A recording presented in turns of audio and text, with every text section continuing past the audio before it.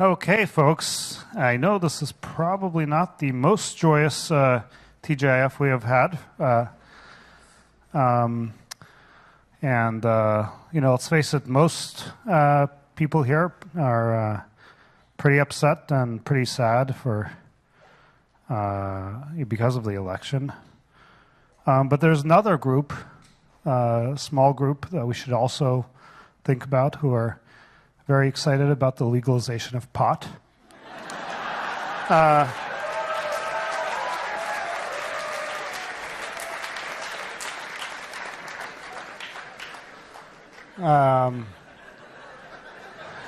was asking if we could serve joints outside on the patio. Apparently these things take a little while to take effect. It's a huge, huge disappointment. I've been bemoaning that all week, I'll be honest with you. Anyway, on a more serious note, myself, as an immigrant and a refugee, I certainly find this election deeply offensive, and I know many of you do too.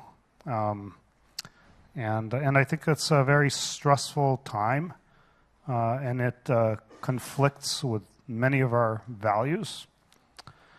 I think it's a good time to reflect on that, and we're going to hopefully share some thoughts today. I guess there are two dominant reasons to be upset. One is because so many people apparently don't share many of the values that we have. I guess we've known that for many months now. It's not like, election terms, whether it was like 47.2% or 48.2% or whatever it was. It's always been a lot of people that apparently feel that way. But certainly confronting it firsthand is pretty upsetting. And secondly, confronting the reality of an administration that's now forming, and look, we have no idea what it's going to do, is the honest truth. We have no idea what direction this country will take, whatever the past policy proposals were serious or not, or whatnot. And it's a period of great uncertainty. And, it's uncertain for many of us here, especially immigrants or minorities, women, so many people, and just generally, people who, have kids and wonder about their world. I don't have great answers for you up here today, but I think it's important that we chat about it and are thoughtful about it in the coming months. And with that, Sundar.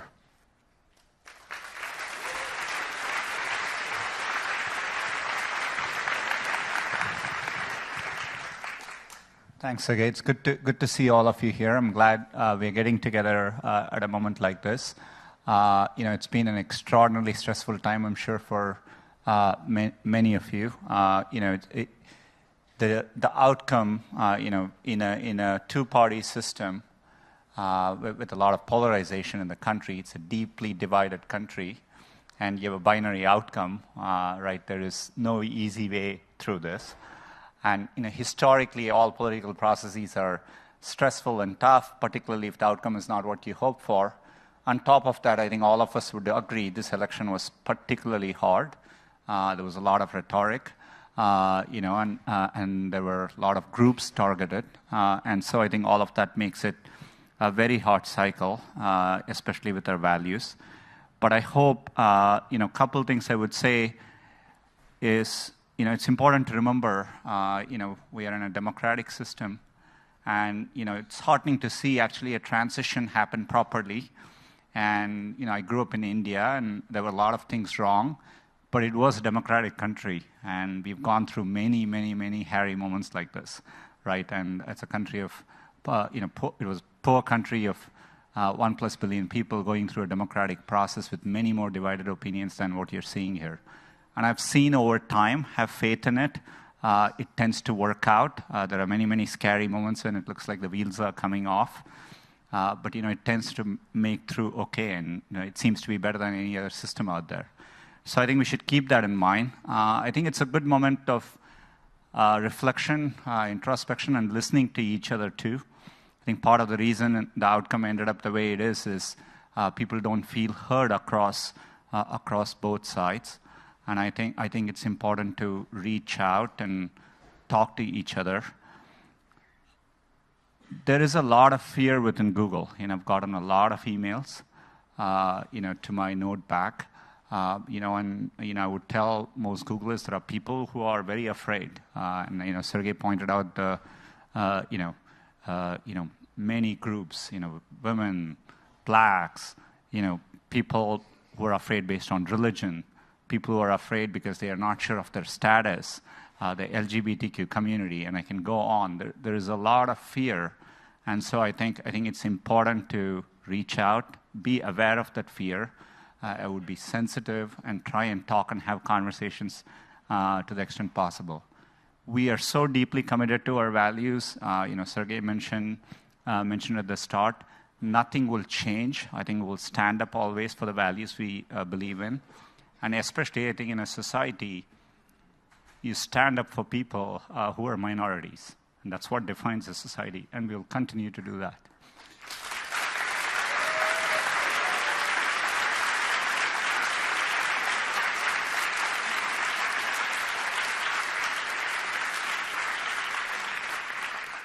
I think we have a few people who are going to come and say thoughts. I'm not sure I can get through everything I wanted to say. So I'm going to have Ken come, say a few things, and we'll come back. And we have a few more people to add thoughts. So look, it was a shock to all of us, the results of the election.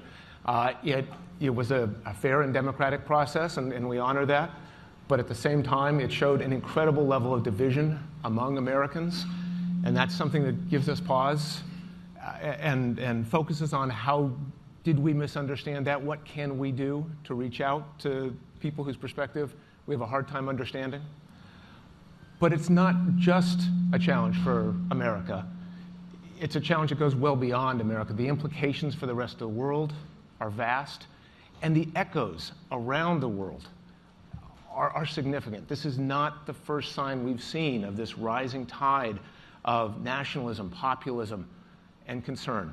There are drivers of globalization and immigration which have sparked movements throughout Europe, throughout Asia, throughout Latin America. You see not just Brexit, but rising new parties that are coming onto the scene, splintering of traditional parties. We've seen it through Germany and France. Italy has a referendum next month. The Philippines, Thailand, big chunks of Latin America. We're trying to figure out what our right next steps are in that, but we recognize that globalization and the internet have been an incredible force for change. They have brought hundreds of millions of people out of extreme poverty around the world. Incredible force for good. But all politics is local, goes the old phrase. And if you're in Pennsylvania or Birmingham, you may not care that somebody in Delhi is getting a new job or that somebody in Jakarta is getting better health care. You care about what's happening to you and your family. And you're seeing this sense of stagnation, that you're not better off than your parents, and you're afraid that your kids might not be better off than you are. And what's the path forward? And the forces out there seem well beyond you. Globalization, immigration, trade, whatever else. And you're afraid, and you're trying to look for answers. And that fear, I think, not just in the United States, but around the world, is what's fueling concerns, xenophobia, hatred, and a desire for answers that may or may not be there. It's feeling a distrust of experts and disregard of traditional institutions. And we're trying to figure out, how do we respond to that? What are the next steps for us before the world comes into this environment of tribalism that's self-destructive on the long term? There are cycles of these things that often can last 5, 10 years before people feel as though that they've had a chance to vent that anger. And yet, we do think that history is on our side in a profound and an important way. Martin Luther King made famous a line that the moral arc of history is long, but it bends toward justice. I would say that the moral arc of history is long, but it bends toward progress. And out of progress comes rising living standards and better health care, and ultimately the ability to transcend those forces of tribalism and, yes, reach toward justice. So for 500 years, technology and trade has raised living standards around the world, and I think there's every sign that we'll continue to do that. That as we help that change come to pass, while it may be that the internet and globalization were part of the cause of this problem, we are also fundamentally an essential part of the solution to this problem. Prime Minister Matteo Renzi in Italy talks about two worlds, the world of the wall and the world of the square. The world of the wall, the world of the fortress, the world of the silo, isolation and defensiveness. And the world of the square, the piazza, the agora, the marketplace, where people come together into a community and enrich each other's lives. The tools that we build help people come into the world of the square. You saw the video about Missouri Star Quilt, changing the fortunes of not just a family, not just a community, the entire village was made better by the tools that we make every day. We help people come together, build together, cooperate, communicate. Google is a trusted source of information for people around the world. That's incredibly valuable at times like this. To make that happen, to figure out how we're going to navigate not only continuing to make transformative products and making the world a better place, and yeah, I'll say it even though they mock Silicon Valley for believing it, we need to be able to work together. We need to have each other's back. We need to stand together in a time that's going to be incredibly difficult as we advocate for our values and we see what not only the US administration, but other administrations around the world take shape, how they take shape over the next few years. I would say, please, understand each other, trust in the rule of law, and let me turn it over to first Ruth and then Eileen to talk about how we internally can continue that work of building bridges and working together.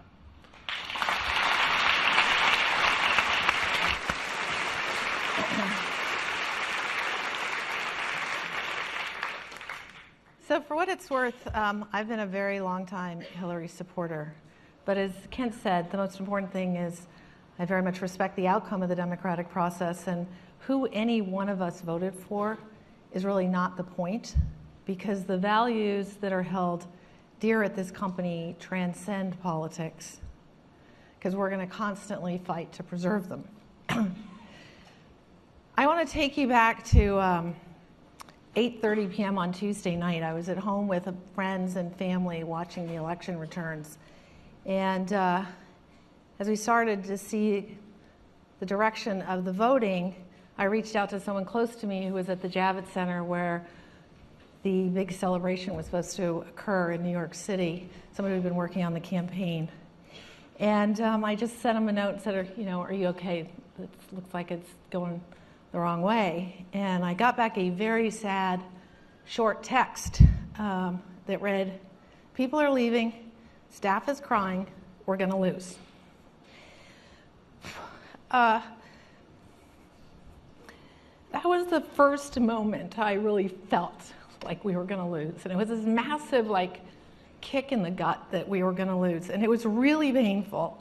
And the thing that hit me, and I've talked about it here before, was like Sergei, my father was a refugee, and we moved to this country. And as a child, what I was always told is he fought hard, worked hard to get my sister and brother and I to this country because he wanted us to grow up in a place unlike what he had, a place where you would never be discriminated against based on who you were, the color of your skin, your religion, your beliefs. And that's the thing that kept going through my head on Tuesday. And it did feel like a ton of bricks dropped on my chest, and I've had a chance to talk to a lot of fellow Googlers, and people have said different words, similar concept, how painful this is. But I think there are three really important things that we should think about and talk about. First, throughout the campaign, Hillary said, "We are a great country because we are a good country." And I firmly believe that. We are a good country. Second, one of the things that really struck me in her concession speech the next morning is she said, "Please never stop believing that fighting for what's right is worth it." And that is critical. We all have an obligation to fight for what's right and to never stop fighting for what's right. And that's one of the many things that I think makes this company so beautiful. Our values are strong. We will fight to protect them, and we will use the great strength and resources and reach we have to continue to advance really important values. And the third message that's super important is the message from the election that a lot of people clearly felt disenfranchised, left out. We talk a lot about rising inequality, but how corrosive rising inequality is the other really important message from this. And on that, we similarly have a very important role to play, as do many others. So I think the main thing I just wanted to say is give yourself time and space to deal with whatever you're going through. Healing is a process. It does take time. But one thing that makes Alphabet, Google so special is this term I heard, I'd never heard it before I got here, which is this is a place where you can bring your whole self to work. And we want everybody, wherever you were on the political spectrum, whatever it is, it's about respect for one another and continuing to ensure that we do that and making this a safe place where it's super clear everyone can bring their whole self to work and be respected. So showing kindness to everyone around you is the most important thing. I feel super blessed to have had the opportunity to be a part of this community, and especially at times like now. So yesterday, Eileen and I had a town hall for some of our orgs, and I suggested that what we all need right now is a hug. So everybody, if you could turn around or go to the person next to you and do a hug. It works.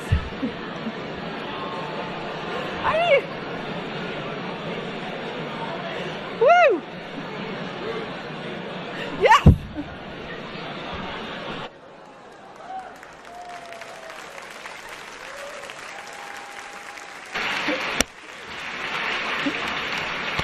Thank you. And with that, I'm going to turn it over to Eileen.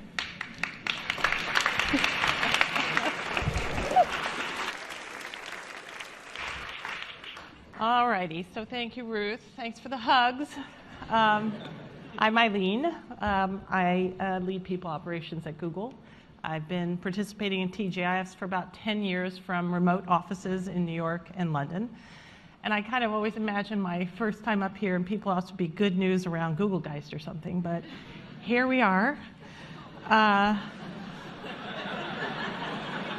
you know, we talk a lot, and we all know it, we talk a lot about what it is to be googly, and I've seen so many instances and examples of googliness in the last 2 days. The hug is one. I've seen open and heartfelt communications. I've seen people feel safe sharing their thoughts, their dreams, their fears. I've seen Googlers show up for each other, spontaneous groups of employee resource groups holding sessions, sharing notes, sharing resources, tips for how to get through hard times. I've seen gratitude, and I've seen a lot of kindness these last few days. So let's try to internalize the kindness and keep it with us. I've seen Googlers talk about their differences from a place of tolerance and respect, and that's very heartening. And I've seen us try to intellectualize and understand the election result, much as Googlers earlier this year when I was in London tried to understand the vote of the British people to exit the European Union. And just like with Brexit, I'm seeing Googlers who are full of fear. They're full of fear about the future. They're full of fear about what the uncertainty means for them and their families. And so since I'm in People Ops, a lot of the questions I'm getting are how the Trump presidency might impact things like benefits and visas and jobs. So there's a tremendous amount we don't know. I would just advise us all to be calm. You know, there's a GCOM place that you can go to and just take a breath. It's obviously too soon to tell what the longer-term implications of the election will be, but we're watching closely. And in the meantime, I thought I'd address 3 or 4 of the topics that we're hearing the most about. And first and foremost is immigration. We have nearly 10,000 Googlers in the US on visas. Very understandably, those of you who are working here, who have families here, or in the process of renewing or getting visas are probably very concerned. So here's what we know. There is, for the time being, and absent any policy recommendation from the Obama administration, there's no change, right? Google should not expect to be hassled entering the border. There should be no change in your status. We also know that the nature of the U.S. immigration system is such that it makes, and there are legal limitations, it makes any immediate changes after January's inauguration of the new administration highly unlikely. But we, of course, will keep a close watch on this. Our policy office in D.C. is all over it, and we will keep you informed, but we will keep Googlers' interests at heart, and we will, of course, fight to retain all the visas and then some, because we keep adding to this. On the other hand, it's heartening also to know Google has operations in more than 50 countries. And at Google, because our people come first, we've worked really hard to find you, to help you grow. We're going to keep you. We're going to keep you here, I hope. But we have also taken a position for the past 10 years with the US government to fix what is a very broken immigration system in this country, and we are going to continue to take that fight forward. So nothing should be changing there in the near term that we can see. The second question is around internal mobility. Can I move to Canada?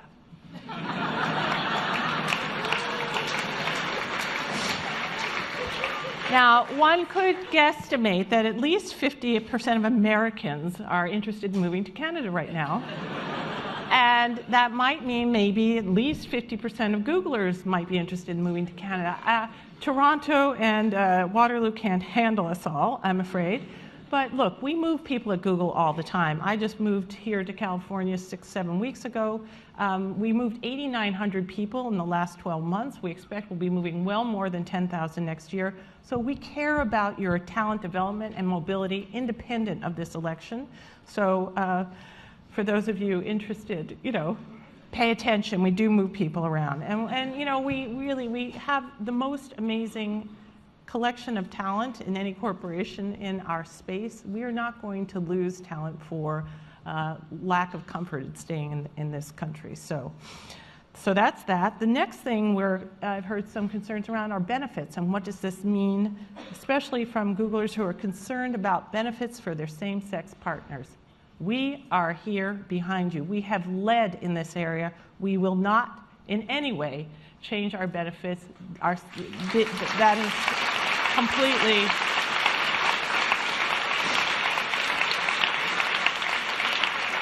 and we're very proud to take a very public stand on that issue. So nothing else changes there. And then finally on diversity and inclusion, I think it's fairly obvious that Google leans largely liberal and democratic, but I do want to be clear that diversity also means diversity of opinion and political persuasion, and we value and welcome perspectives from all sides of the political spectrum. So I have heard from some conservative Googlers lately in the past 2 days that they haven't felt entirely comfortable revealing who they are when these conversations come up at work. And so I believe we need to do better. We need to be tolerant, inclusive, try to understand each other in this area. And just to emphasize what Sundar said in opening, and Sergey as well, the very core values of civility, inclusion, respect are what have always guided us and will continue to do so.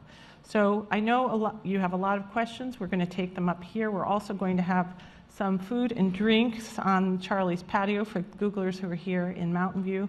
I know there are large groups, probably Ann Arbor, Chicago, many offices, New York, probably live tuned in, so hope you have something to drink. Water helps, you don't always have to add from one problem and start a whole other one. But anyway, with that, I think we'll take your questions.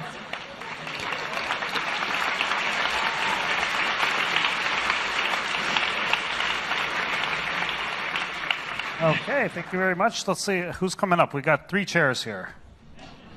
Let's see, I think Sundar, Ruth, but I think there are many people. We can add a chair, or you can stand like I do. Grab a chair. Just saying. Outstanding. Stand. It's a good one. It's good. Wow. We planned that earlier today. Okay. So the first question is, this week's election demonstrated the problems with bubbles, confirmation bias, failure to listen, and so forth. What should we say about that? I think that's a really big topic, personally. Do we have an answer? No. But I think there are several examples of bubbles. One thing is, we saw a whole bunch of pollsters and so forth be like really wrong. Not the pollsters themselves, I think people interpreting the polls, and including probably all those folks getting ready to celebrate at the Javits Center who I think didn't actually look at the data very carefully. So yeah, there's definitely groupthink can be a huge risk.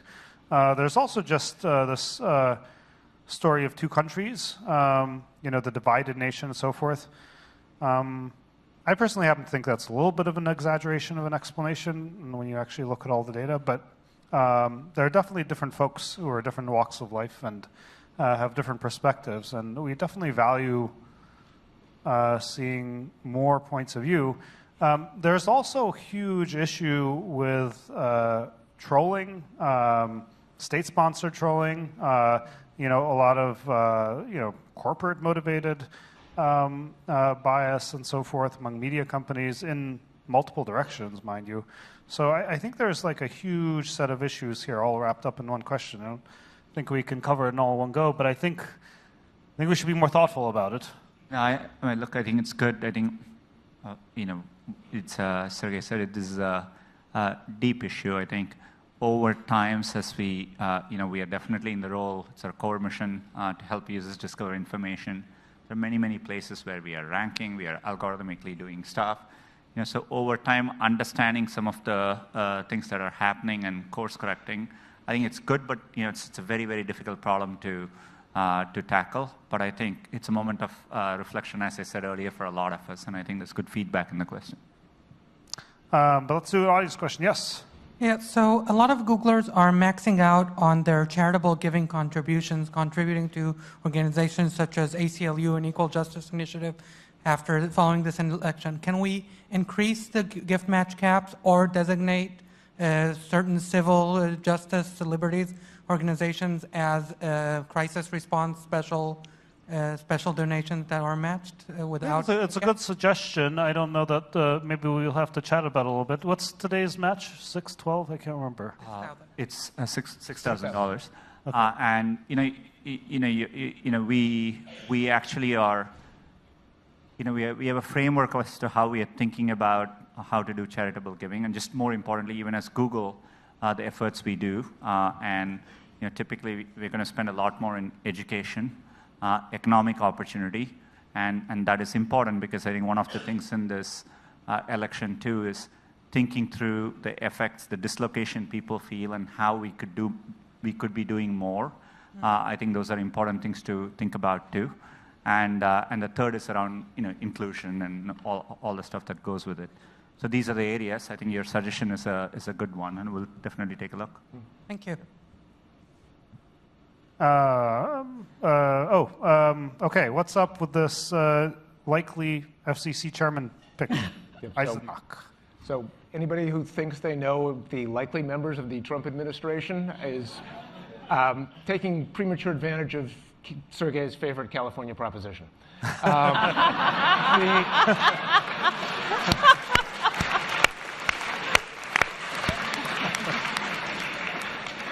Nobody knows.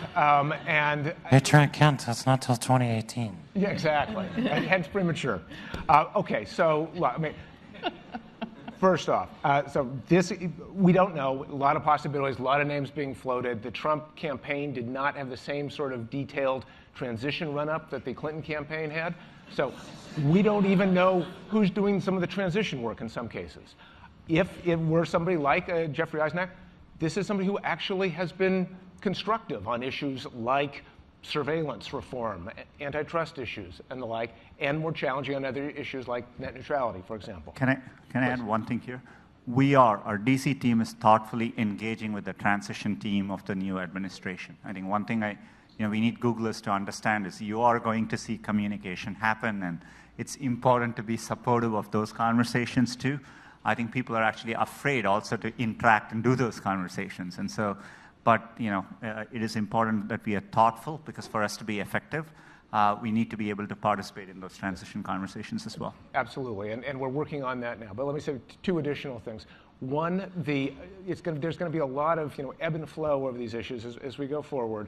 On net neutrality, we're hoping that the tradition that we've established over the last 10, maybe 20 years of no improper interference in the flow of data actually takes on a life of its own after a certain period of time.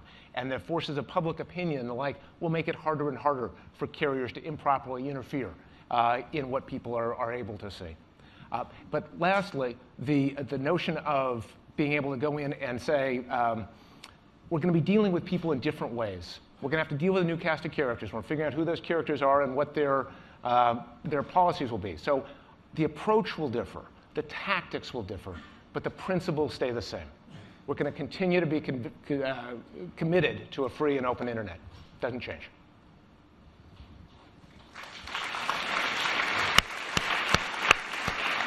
Okay, audience question, yes. Thanks for your warm words. I think many others, have been watching the stock market recently, especially Google stock or Alphabet stock. So just a question, how do you guys think the election and specifically Trump's campaign proposals are going to affect Alphabet as a business? Well, I'll start on the market point, and then I'm sure others are going to want to jump in. The market reaction's been really bizarre. In the vote, as many people saw, at first the market was indicating down 800, and now it's up. I think one of the kind of sad realities in the market is that the bank stocks are up a lot, because banks are going to be a beneficiary. And so you'd say people who were left behind, feeling left, like they've been marginalized and looking to somebody for positive change. Well, a lot of the policies actually are very pro-bank, and because a lot of his advisors are hedge fund guys. So that's, to me, a really sad kind of quick response to what kind of policies are people expecting. But very much to Kent's point, nobody really knows, and so it could kind of be a bit of a head fake going on in the market, because people are guessing and hoping it's going to go in a certain direction. So I think it's premature to read too much into it. And part of what goes on, and we've talked about it in some prior TGIFs, is you sell your winners to buy whatever else you want to do. So you're seeing a bit of a rotation, and whether that's fear about what he's going to do in tech, it's way too early to know. As we're looking at the various policies, like we have a business and a strategy that's focused on long-term doing good things for users, and good things follow from that. So that's what we're sticking with. I don't know if anybody wants to add anything to that. No? Cool. Okay. What's up with us making people rich and coastal and poor in the middle? So first of all, we do have different offices around the country, as many people know. We do have one in Chicago. We're also in Larry's home state in Michigan. We have one in Boulder. We've got one in Austin. So we are around the country, and a lot of people actually like that as one of their options, because quality of living and cost of living is different. Chicago's on the lake. It's kind of coastal. Cool. Okay, we'll go with that. There you go. So, but it's a good question, and as we constantly look at what makes sense and what would Googlers actually really like. So we'll continue looking at it. Yeah, I would. Here, I'll throw out my theory here.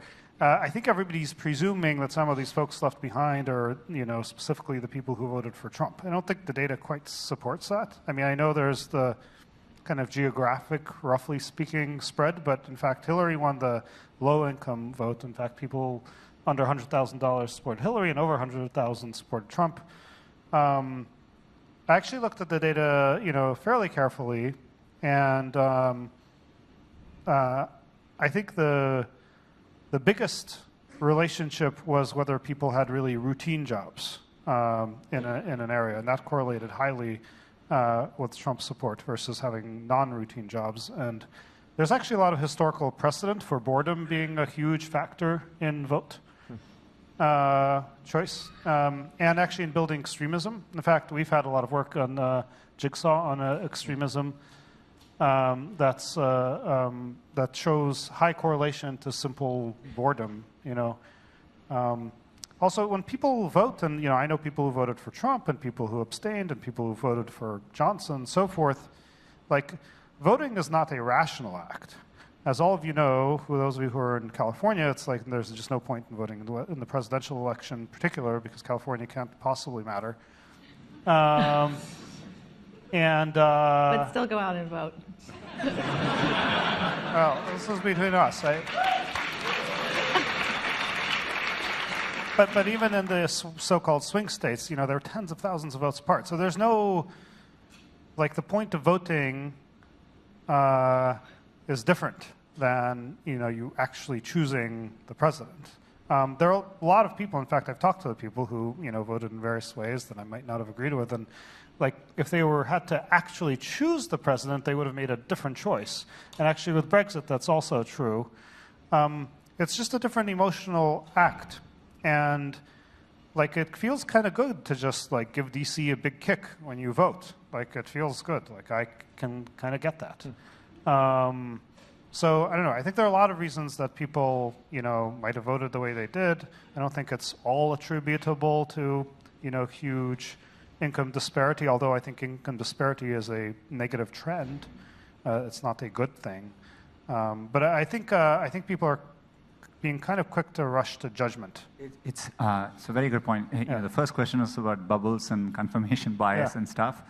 It's a good question, except people at the end of the election are doing the same thing, right? And, all of us are quick to understand, and there's a very good analysis on 538. If 1 in 100 people had switched the vote the other way, we would be having a very different electoral outcome, and people would be asking a very different set of questions saying, this is why this happened. And, so you're talking about, it's a very deeply divided country, and voting in only a two-party system, when people are going through a complicated, layered decision-making process, partly rational, partly irrational, is very, very complicated. And same way, I wouldn't interpret every vote. While this campaign had a lot of rhetoric and a lot of bad things as part of the campaign, we've all been talking about it. I'm sure many of you have members, family members, coworkers, etc. Not everyone who voted on the other side actually stands for everything that is represented as part of that. And so, so we have to work our way through it. Okay, with that audience question, yes? Yeah, so with rapid technological progress, we've seen that policy and regulation have not been able to keep pace with technological developments. And as that accelerates, we're going to see even more fundamental societal change on top of what we already have. And I have concerns that this administration is going to have a very hard time addressing that. So how do we, as a leader in tech, help make sure that policy and regulation can even potentially keep pace with technological progress and that people aren't getting left behind? Let me answer most of that, and I'll try all of it, and then others can jump in. The job of our folks in DC and around the world is to try and educate policymakers. Oftentimes that's hard, and regardless of the administration.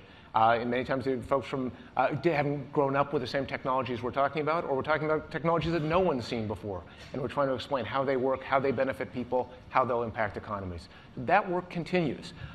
You're right. I think in some cases, the next question coming up is about encryption. I think that's one where we're going to need to get in and explain the merits of our position to people who may not have heard it before or internalized it before. That's important. We'll try and move the needle as strongly as we can. The last part of your question about how we reach out to people who are feeling left behind is equally important. And a lot of the work we're doing that Sundar alluded to, not just on the charitable side of what we're doing, but also thinking about a narrative of how do we make people feel included, new forms of work, concerns about employment displacement that may come with artificial intelligence and machine learning. How do you give people not only jobs, but a sense of purpose and meaning going forward? How should society respond to that? How should employers respond to that? We're thinking about all of those things, working in a cross-functional way to make sure we have a good and convincing story to tell.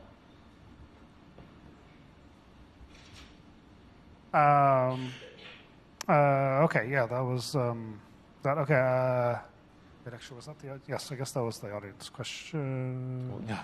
Thank you. That's yeah. Was that the same thing? I feel like, did you just... Let me just take this one. Are we going to build back doors and give over keys? The answer has been no. The answer continues to be no.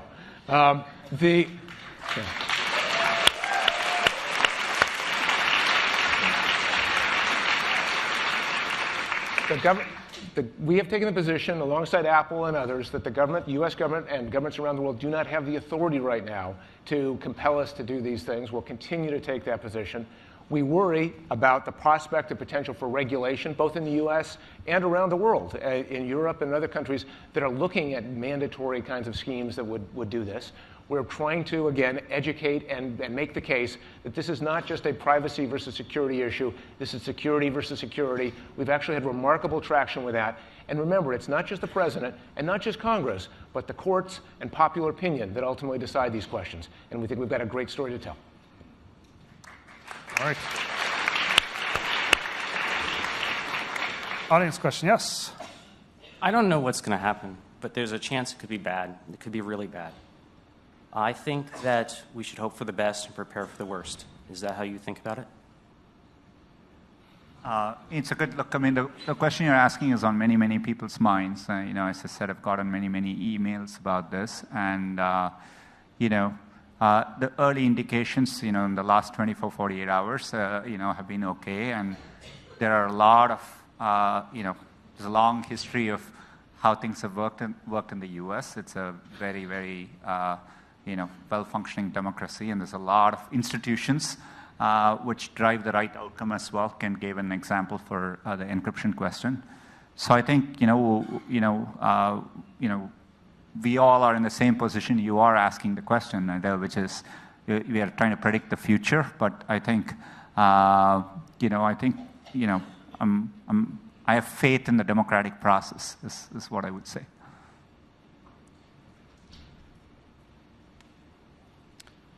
Okay. As a Muslim, I'm really worried. And what will Google do to take a public stand to defend minorities? I personally wrote a blog post on it externally on the same thing. And so, as Ken said, all our values, nothing has changed, and we'll always take strong positions. I don't expect any of that to change at all. And we'll be very strong and vocal, and not just from a press standpoint or a PR standpoint, but actually working hard behind the scenes to stand up for what's right. Remember, we've long been in favor of comprehensive immigration reform. We continue to be in favor of comprehensive immigration reform.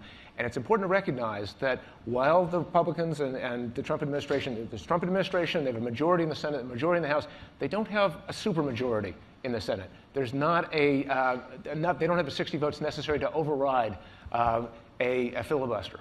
So there will be some form of check and balance in the legislative process going forward, and some opportunity to try and make meaningful progress. And audience question, yes? Yeah. So as a candidate, Donald Trump once said that he wished for the Russian government to hack the emails of his political opponent.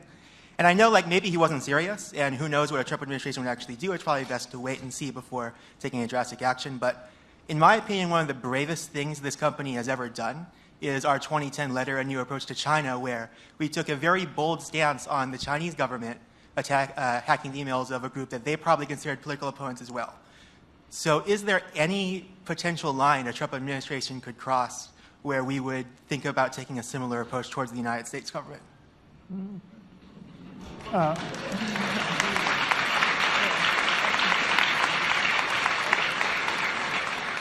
I think that line was crossed a long time ago by the U.S., as we found out through the Snowden revelations. I'd say we were pretty shocked by them. We probably didn't have quite as profound blog posts, but I think we definitely had a lot of statements about that, and that really harmed the U.S. standing in the world with respect to cyber espionage, and harmed the ability, for companies like ours to make arguments about the problems of cyber espionage. It's a real issue. Now, we since then have built up a huge amount of information security technologies, in the wake, actually even before, and in the wake of Snowden, we had, encrypted all of our backbone traffic and things like that. I think we need to be even more vigilant these days. And we see cyber espionage being used as a real tool by many countries, and including Russia, including the phishing attack for John Podesta. That was the source of all these leaks. Where the actual fish was also released as a part of it, and it was a relatively sophisticated one.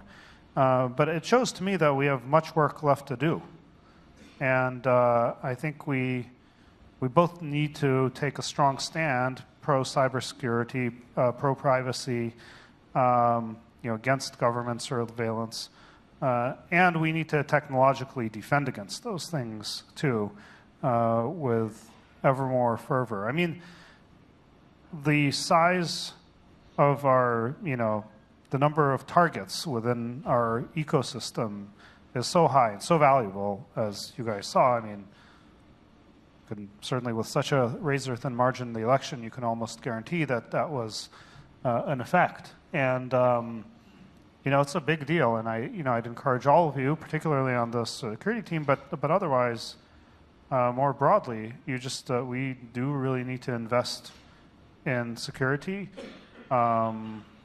in sort of usability for our end users of security. We saw, in that case, it was the email. I mean, everybody's seen this. It wasn't like us specifically that we saw, but Podesta forwarded the fish to their IT guy who said, "Oh yeah, this is serious. You should go type your password in that box." That was probably the wrong hire for an IT guy, but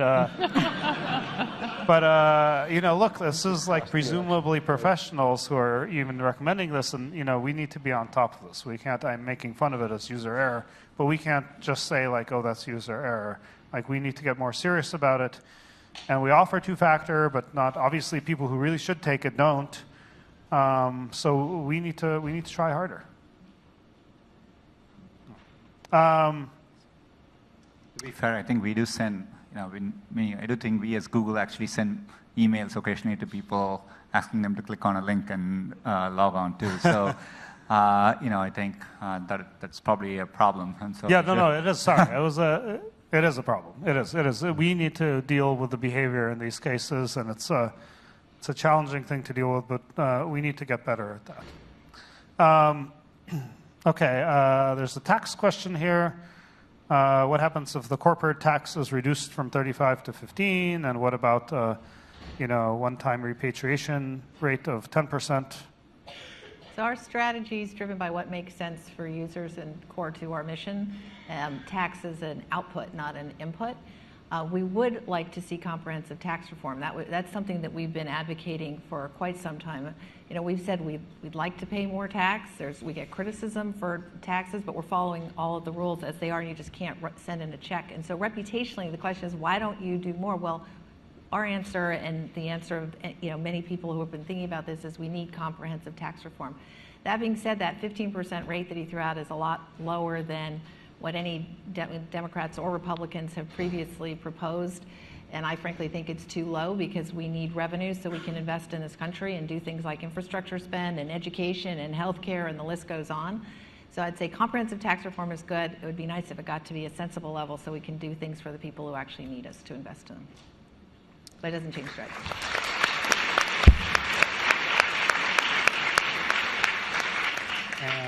The audience question, yes. So there's a lot I love about this company, the values, the people, what we stand for. But one of the other amazing things about Google is its reach. The products we make can overnight sometimes touch millions, billions of lives. But if you look, America's vast. I mean, it's 44 hours from Boston to San Diego by car, according to Google Maps. And the world's a lot bigger than that. And people feel left out of, I think, the tech wave as much as they do about the policies of the last administration, and I think that's what's led to a lot of the decisions you've seen. Google has so much they can do to educate and empower, to help people access information and tools to make them more informed citizens and more successful. And as Kent said, all politics is local, so sometimes the answer is to really get boots on the ground. But when I think about what Google does best often, it's the high-scale, low-touch efforts. And seeing how this election worked, it makes me think maybe the opposite is needed too, that high-touch, low-scale. So my question to you, my charge is Google willing to really invest in grassroots, super, hyper-local efforts to bring tools and services and understanding of Google products and knowledge to all these communities far-flung around the U.S. and the world so people can really be informed citizens and make the decisions that are really best for themselves and their countrymen? Yeah. Maybe Scott and people can add. So there are a lot of conversations underway, in the whole category of economic opportunity. We do this many places. So for example, today we sign up to commitments on digital skills training in many places around the world. And one of the things we could do better is within the US, focus on parts of the US where it is equally important. Today, we give Google Apps for free. If you look at the education sector, and there are roughly, according to our estimates, about 50 to 60 million people globally who use Google Apps and for free, and we work hard to provide cheaper Chromebooks, and we are investing more. But even in that, we are going to take a look to make sure our educational programs, which we do, are also reaching geographical places, segments of the population where it's probably not fully reaching. So those are all things we are going to look at, and I'm absolutely confident we can do more as we go into 2017. Thank you.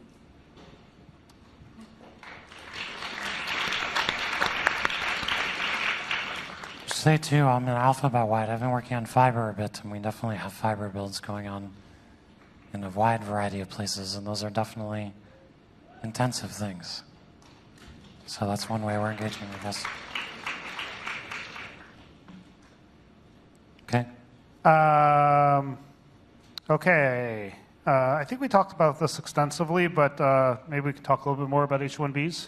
Well, the immigration stance. I think in some of Mr. Trump's rhetoric, it was symbolic language used to galvanize a base. He's a businessman, purportedly, and has employed... He's employed workers with visas. He's employed undocumented workers. So I actually don't see an immediate issue that's flaring. I would believe, being pro-business as a Republican, he would understand the needs of certain sectors to have H-1B visas, et cetera. So let's see how this plays out. I think it's too soon to panic. And the other thing to add to that is, ever since we've been debating immigration reform, there's been strong bipartisan consensus in both houses of Congress that H-1B visas are a great thing for the United States as well as for the people who use them. So I don't see those majorities in Congress changing.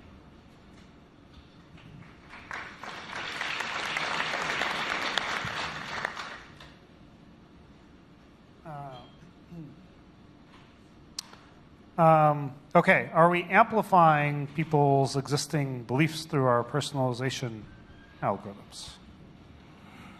There is a lot of talk underway, and it's a particular question being asked outside of social media as well, and so obviously YouTube is a big part of it. I think I would like to see a bit more scientific and data-based and empirical work around this to understand what's happening, and I'm not fully sure I fully understand what's happening there at a deeper level.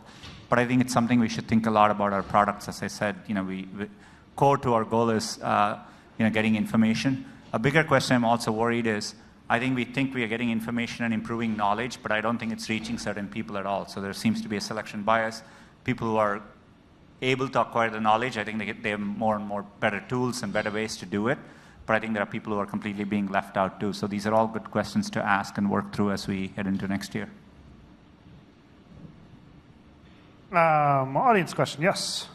So Google's mission is to organize the world's information and make it useful. But during this election cycle, we've seen a lot of misinformation, disinformation. We've seen a lot of fake news coming from fake news websites being shared by millions of low information voters on social media.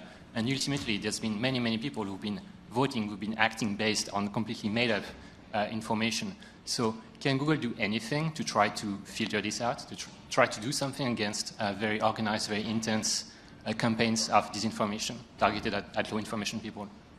Look, I think our investments in machine learning and AI is a big opportunity here. There are work we have done. The Jigsaw team did around what they call conversation AI, around to look at bullying and commenting. And so a lot of this is a problem of scale and not being able to keep up. So like human systems fail in many of these things. So I think, but investing more in machine learning and AI could be one way we actually make progress on some of this stuff. But I think we should do more. And probably worth noting, it also ties into cybersecurity, because we saw a lot of cyber trolling, by like nation states cyber trolling, and basically Russia. We've seen it over time. I guess, I don't know, it was never really taken all that seriously. But, all the comment boards and everything by these like faux trolls. So that's something else I think we ought to really focus on. Audience question, yes? One of the main messages I've gotten from all of you today is that this election and others like it around the world are a hiccup in history's arc towards progress. But what makes you so sure about that? I mean, is this a relatively new arc, or is this the same arc that has included 2 world wars?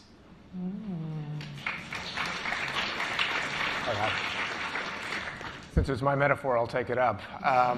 There are no guarantees, right? And hiccup is a kind word. History is not a linear pattern. We do everything we can to keep it moving in a good direction. If you look over the broad reach of any 20, 50, 100-year period, there's less death, life expectancy goes up, people are doing better, more prosperous. The arc does go like this exponentially in terms of standards of living around the world. Yes, it's not completely smooth. It goes up and down. And I think history teaches us that there are periods of populism, of nationalism that rise up. And that's all the reason we need to be in the arena. That's why we have to work so hard to make sure it doesn't turn into a world war or something catastrophic, but instead is a blip, is a hiccup. But I would say echo Ken's last sentence, because the reason I commented on Hillary's statement that we have to continue to believe that we can fight for that which we value, and it's all of our obligation. We can't give up. We can't be complacent. We have to know what our values are, and we have to fight for them and protect them, and that's what we're committed to doing. Because I think if you just let arcs drift, who the hell knows which way they drift? Excuse my language, but whatever. So I think it's incumbent on all of us, people who don't stand up and fight for those, as Sundar said so beautifully in his opening comments, then bad stuff happens. So we have to fight for it, or it can end up going the wrong direction. That's what we're committed to do. Okay.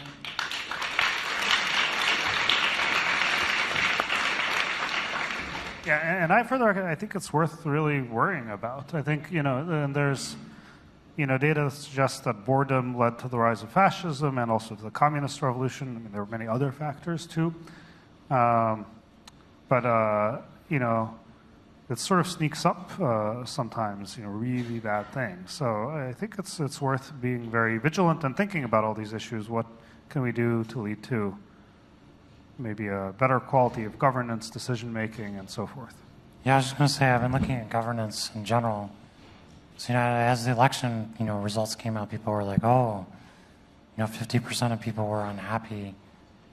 Well, a third of people were deeply angry at their national government. And I forget, another 20-ish% are pretty darned angry. And that's actually been true for a long time. And it's been trending down.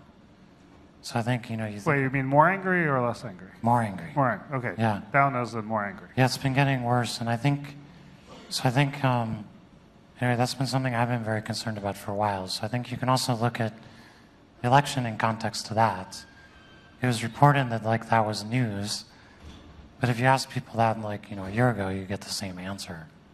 So I do think we have a lot of structural problems in our democracies, which I think is really, if you're worried about, the World War III kind of cases, I think a lot of that will be driven by this deep dissatisfaction that people have, which I think some of which is really warranted. So I guess I've been looking at a lot of the structural issues that are causing that. I do think there's a lot of increasing complexity in our governance, which isn't really causing better outcomes for people. I think people feel that kind of intuitively, and we don't have an answer to that. Like, people aren't even talking about that. So I'd also encourage people to kind of maybe try to look past the election itself and also think about what's been happening for the last 10 years, last 20 years, look at those trends, and look at the election in the context of that, and how we solve those problems and make things better. And maybe worth noting, I mean, that's a broad issue. I mean, beyond Trump specifically, who I know many of us find very offensive, but in as much, and I know there are a number of Hillary supporters here. I mean, a lot of people might view her and more broadly the Democratic Party being also very polarized and having its own set of issues. So I think higher quality governance would benefit everyone. Okay, we have 2 more questions, I guess. Okay, be super fast. Yes. Or, sorry, I'll take one at each mic. Sorry, sir, maybe. Speaking to white men, there's an opportunity for you right now to understand your privilege in the society. Take the opportunity to go through the bias-busting training, read about privilege, read about the real history of oppression in our country, and tomorrow night, watch 13th, the movie that is here. If you can't watch it here, watch it on Netflix. Discuss the issues you are passionate about during Thanksgiving dinner, and don't back down and laugh it off when you hear the voice of oppression speak through metaphors, and I promise to do this.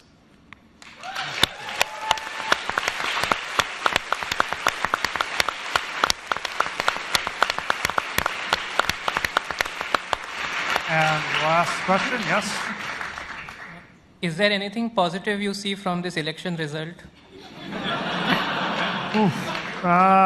Boy, that's a really tough one right now. No, I can tell one. Children. To be very clear, in his acceptance speech, he said U.S. should spend more and improve its infrastructure. And I think a lot of us who have felt that for a while. I think there's a lot more to be done to improve the infrastructure of U.S. So there's a positive thing. I'd also say, I do think national government's been very gridlocked. Yeah. We do have a situation here where obviously Republicans have a lot of control over what happens and responsibility for that. So hopefully something good will come out of that. Yeah. I think it's also worth saying, I find so many things that Trump has said very offensive, and I don't have very high hopes, but he could do anything. You have no idea. It's just, you really don't know. So I don't know. Maybe he'll do something great. Who knows? It'll take a little bit of wishful thinking, but which I will note, if you have wishful thinking, there is food and drink on the patio, and be careful of the cookies.